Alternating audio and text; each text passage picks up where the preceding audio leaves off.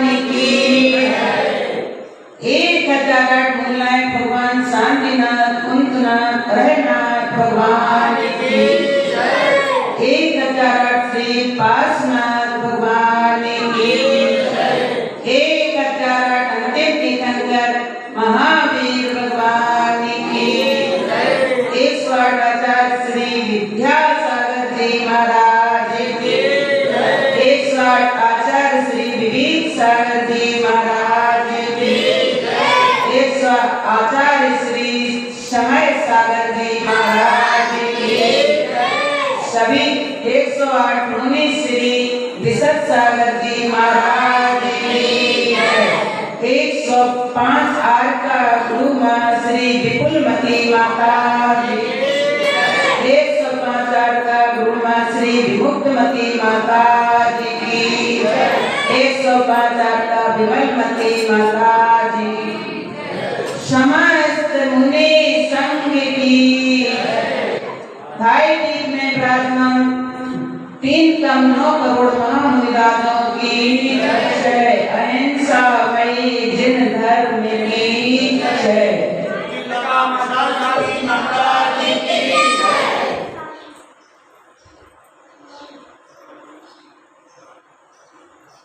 संसार में हर इंसान 4 कसायों से लिप्त रहता है। 5 पाप और 4 कसाएं, ये ही हम सबको दुख देने वाली हैं। हिंसा, झूठ, चोरी, खुशी और परीक्षा, ये 5 पाप हैं जो रात दिन हमारी दिनचर्या में आते रहते हैं। और उसी प्रकार 4 कसाएं, क्रोध, मान, माया और लोभ, जो 4 कसाएं हमारी आत्मा को हमेशा कसती रहती हैं, जिसमें लोभ कसाय सबसे ज्यादा हमारे लिए प्रभावित करती रहती है, हमारे जीवन को प्रभावित करती रहती है। कहीं भी देखो लोभ लोभ लोभ, हर चीज में लोभ। तो इसी प्रकरण में मैं एक दृष्टांत से बताना चाहती हूँ कि लोभ कहाँ तक गिरा देता है इंसान के लिए।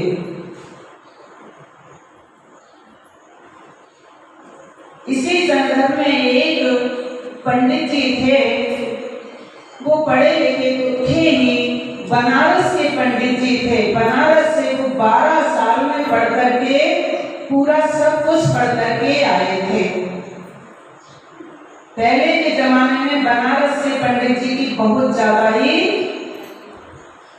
क्या होती थी, ख्याति। अरे वो बनारस से पढ़ के आए हैं। तो जब वो पढ़ के 12 वर्ष तक वो पढ़ते रहे, 12 वर्ष के बाद जब वो लौट करके घर आए तो उनकी पत्नी ने सम्मान किया।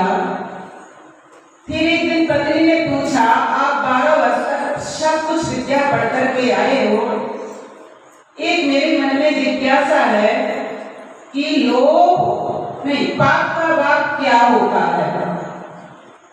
पाप का बाप क्या होता है? पत्नी ने पंडित जी से पूछा कि आप 12 वर्ष तक विद्या पढ़ के आए हो, मुझे एक जिज्ञासा है कि पाप का बाप क्या होता है, इसका उत्तर मुझे बता दो।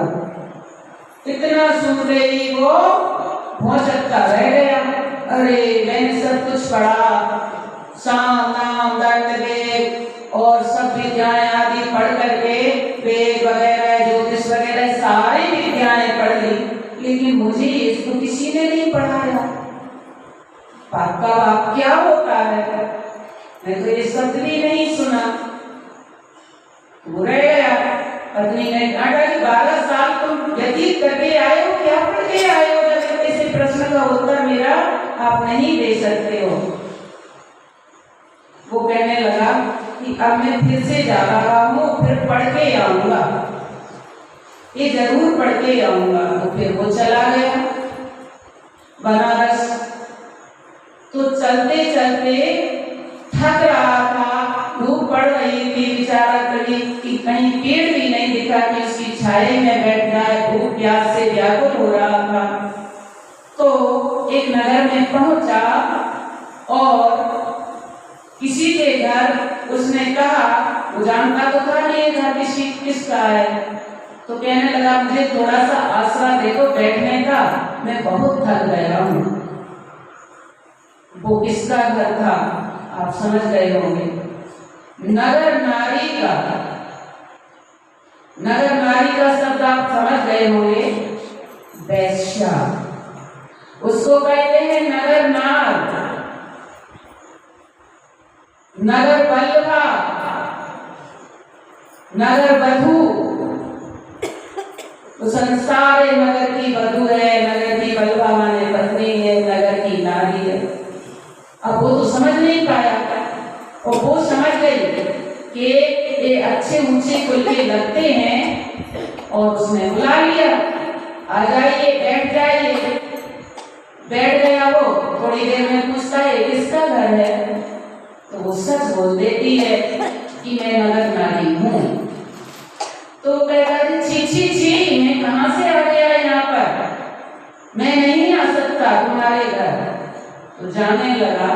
तो वो कहती है पंडित जी आप हारे थके हो, थोड़ा सा विश्राम कर लीजिए। और उसने क्या बताया, 100 मोहरों की एक थैली बताई, 100 मोहरों की एक थैली बताई कि ये थैली ले लीजिएगा और मेरे घर में विश्राम कर लीजिए। पंडित जी तो लोभी थे, उसे तो पढ़ने गए थे, उनके मन में लोभ आ गया और वो विश्राम करने बैठ गए। अब वो जाने लगे तो वो कहती है पंडित जी आप हारे थके हो, भूखे प्यासे हो, आप मेरे घर भोजन बना लीजिए और खा लीजिएगा। वो कहता नहीं, तुम्हारे घर का मैं बैठ गया यही बहुत है, मैं तुम्हारे घर का भोजन नहीं कर सकता।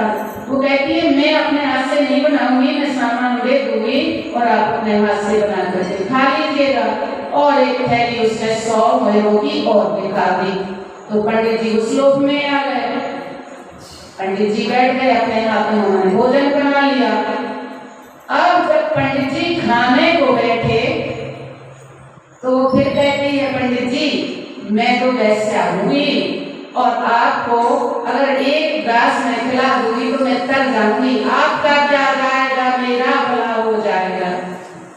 पार्श्वनाथ पूजन में, पुष्पेंद्र की पूजन में आप पढ़ते हैं जयमाला में, हे प्रभु आपका क्या जाएगा, मेरा भला हो जाएगा।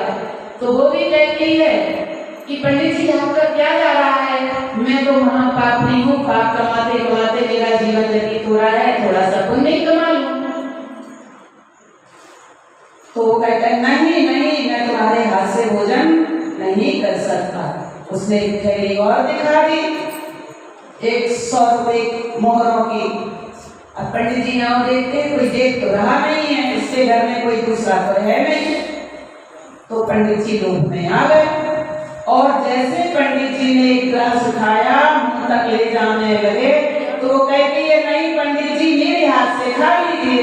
पंडित जी को 100 रुपए की थैली में और आ गया लोग। तो वो जैसे उसने हाथ से गिलास उठाया उस औरत ने और पंडित जी के मुंह तक ले गई तो ग्रास तो नहीं दिया, एक जोर का थप्पड़ उसके गाल पर जड़ दिया।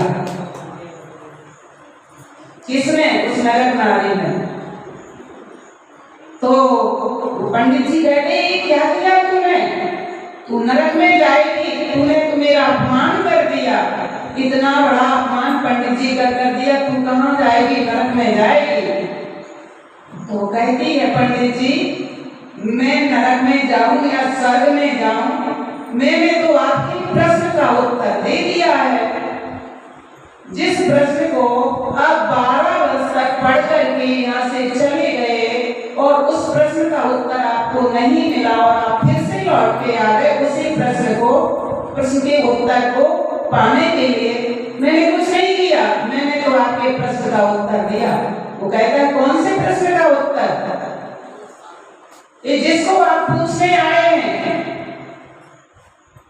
ये है पाप का बाप कौन है? लोभ पाप का बाप बखाना। पंडित जी, कहाँ तो तुम मेरे घर में पैर नहीं रखना चाह रहे थे, और मैंने 100 मोहरों की एक थैली दिखाई तो आप मेरे घर आ गए, और फिर कहते नहीं तेरे हाथ का कौन खाएगा।